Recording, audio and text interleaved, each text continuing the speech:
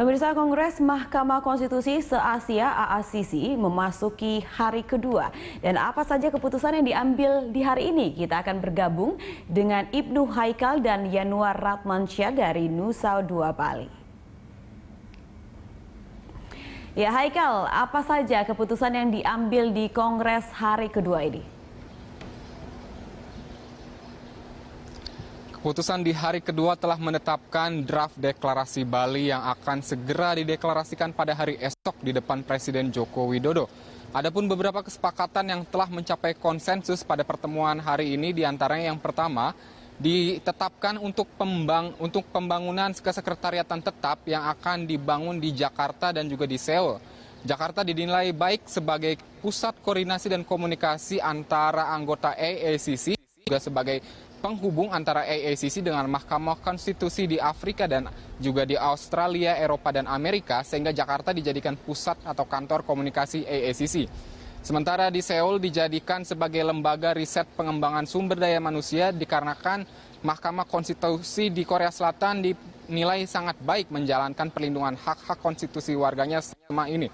Selain membangun pusat kesekretariatan di dua negara, juga ditetapkan bahasa Rusia sebagai bahasa resmi dari AACC atau bahasa working language yang akan digunakan sebagai bahasa pengantar setiap ada konferensi. Ini dikarenakan mayoritas dari anggota AACC merupakan negara-negara pecahan Uni Soviet yang menggunakan bahasa Rusia. Lalu yang ketiga juga AACC telah menetapkan yaitu komitmen untuk menjalin kerjasama dengan negara-negara di Afrika terkait dengan perlindungan konstitusi. 3 poin utama ini akan menjadi isi dari draft deklarasi Bali yang rangkumannya ditujukan untuk perlindungan hak konstitusi seluruh warga negara anggota AACC. Dengan adanya kesekretariatan diharapkan nantinya AACC dapat berkesinambungan dalam menjalankan perannya, terutama dalam memperkuat sistem kelembagaan konstitusi di negaranya masing-masing. Ira.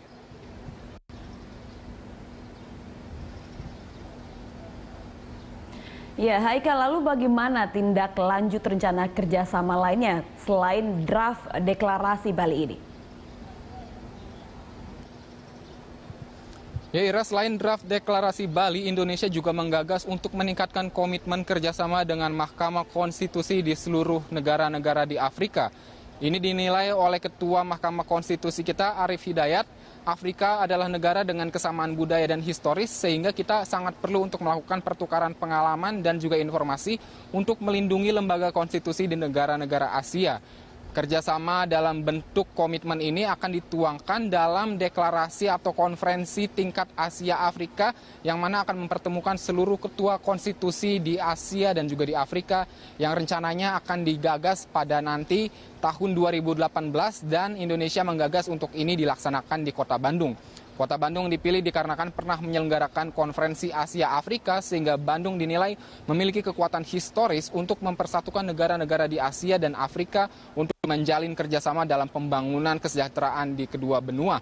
Selain itu, bentuk kerjasama antara lain adalah pertukaran hakim-hakim konstitusi ke negara-negara Afrika, lalu pertukaran dan pelatihan yang akan disentralkan di Turki, dan juga pertukaran pengalaman dan informasi antara kedua benua ini.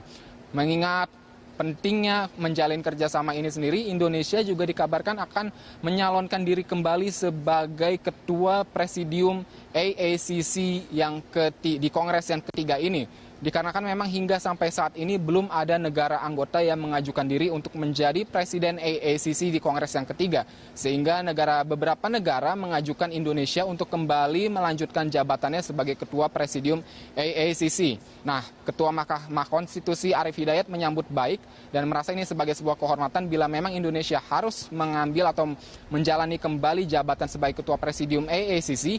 Ini akan dimanfaatkan oleh Arief Hidayat untuk menggagas deklarasi Bandung di tahun 2018 tersebut, yaitu dengan mengusulkan diselenggarakannya konferensi tingkat Asia Afrika yang akan mempertemukan seluruh ketua Mahkamah Konstitusi di Asia dan Afrika. Nah, selain itu, Ira, juga besok akan hadir Presiden Joko Widodo ke Nusa Dua Bali untuk membuka Kongres Umum terkait dengan Mahkamah Konstitusi di seluruh Asia. Juga akan hadir perwakilan negara-negara sahabat dari Afrika dan juga Eropa yang akan menyaksikan deklarasi Bali yang akan dibacakan esok hari.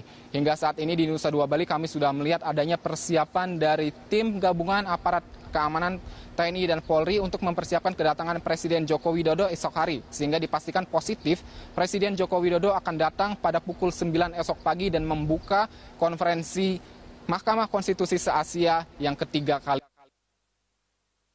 Dapatkan dan sampaikan kepada Anda dari Nusa Dua Bali, kembali kepada Anda Ira di studio. Ya baik, terima kasih pemirsa, demikian Ibnu Haikal dan Yanuar Ramadsyah dari Kongres ACC Nusa Dua Bali.